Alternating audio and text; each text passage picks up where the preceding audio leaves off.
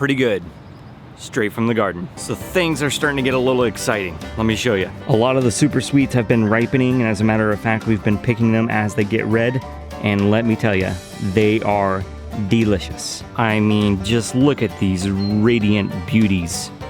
Absolutely delicious. A few of the early girls are starting to ripen, so that's exciting, getting closer with those. And look at that, some of our lunchbox orange peppers are actually turning orange. Poblano peppers are really nice and big. Probably time to start harvesting some of those. And a lot of the jalapenos are ready for picking as well.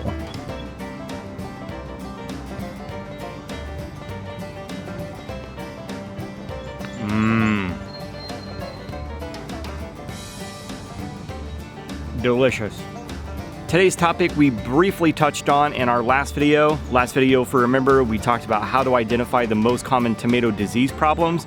This video, we want to talk about the top 4 most common pests you find in tomato plants. Just like most everything else that we've talked about, the best way to prevent a problem is to spot it before it happens. This is easy. All you got to do is keep a close eye on your tomato plants while you're pinching off suckers or pruning, giving them support systems.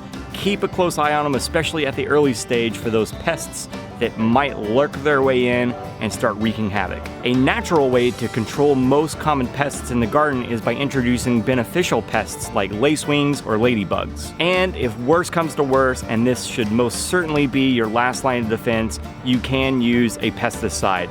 I would probably go for a natural pesticide if at all possible. But again, that should be absolutely the last resort that you should try when trying to control pests in the garden. Now, on to the 4 most common tomato pests that you're gonna run across. First up, hornworms. Hornworms are destructive caterpillars that can grow to about 3 to 3.5 inches in length. They're pretty hard to spot because they are green in color and can blend in with the foliage of the tomato plants. And if you do spot hornworms, simply just spray them with a little bit of water, or even better, pick them off by hand. But one thing you should keep in mind, where there's one, there's most likely many. So if you do have a large infestation, consider spraying them with a pesticide, but try to go a natural or organic route. Next up on the list are fruit worms.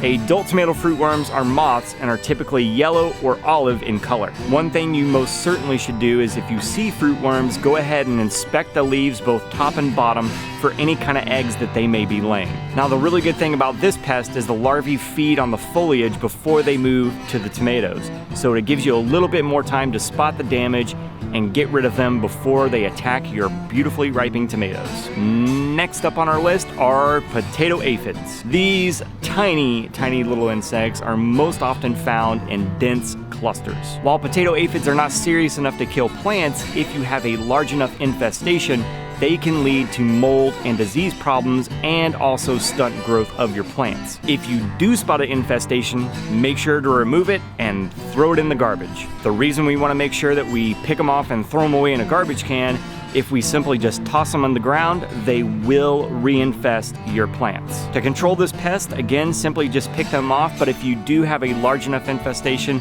you can use a pesticide, but even better, using an insecticidal soap will eradicate them from your garden. And last but not least, for our most common tomato pest problem, beet armyworms. Similar to fruit worms, beet armyworm adults are moths with gray and brown upper wings and white or pale gray lower wings. They also typically lay their eggs on the undersides of leaves, so when you're inspecting, make sure to take your leaf, flip it upside down, and take note of any kind of egg sacs that might be forming there. Also with this pest, when the larvae hatch, they too will feed on the foliage before moving to your tomato plants. Again, just giving you a little bit more time to spot them before they can really cause serious damage to your fruit. And like with most other pests, if you notice bee armyworm caterpillars, you simply just pick them off with your hands before they can turn into moths and really cause some serious damage. So there we go. There are the 4 most common tomato pests that you're probably gonna run across in your raised garden bed. They're just so good, I can't stop eating them.